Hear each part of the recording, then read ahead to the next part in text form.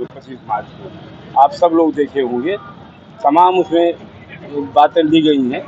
उसमें हम पेंशनरों के बारे में भी खास बात कही गई है कि उस वित्त विधेयक के आने के बाद जो एग्जिस्टिंग पेंशनरी रूल है उसको परिवर्तन करके एक तिथि विशेष के आधार पर पहले और बाद में डिफरेंस पैदा सरकार कर सकती है।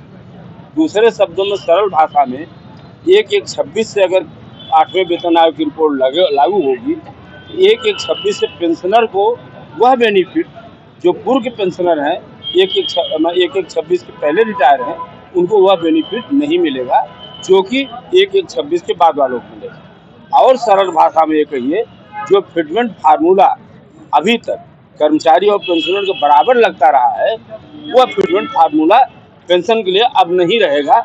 वही अगर हम 2010 में रिटायर हुए तो 2010 की जो पेंशन होगी उसी पेंशन पर DA DR देने की बात करेंगे और वो पुनरीक्षित नहीं की जाएगी।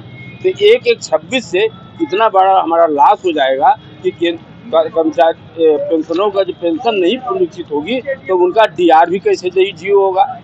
वहाँ कर्मचारियों को अगर 2% निकलेगा, जैसे 2% DR अभी दिए जारी हुआ है, हमारा 2% अगर 1/1/26 बेस ना होता तो हमारा 2% ना होता।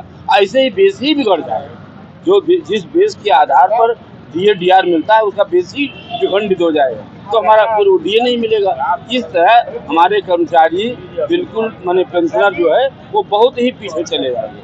और उस माननीय सुप्रीम कोर्ट का फैसला, पहले के जो निर्णय है, 72 की जो नियमावली है, वो नियमावली सब विखंडित हो जाएगी इस विधेयक के नाते।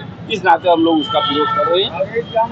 आगे पूरे देश के लेवल पर विरोध हो रहा है, उसी क्रम में हम उत्तर प्रदेश भी कर रहे हैं। आगे सरकार अगर नहीं मानती, 8वें वेतन आयोग की अभी गठन केवल वाणी से हुआ है गठन, अभी कागज पर नहीं गठन हुआ। कागज पर गठन हो जाए, उसमें टर्म्स एंड रेफरेंस में हमारे पेंशनर इशू वहाँ रखते हैं कि नहीं रखते हैं, उस आधार पर आगे के निर्णय हम लोग लेंगे।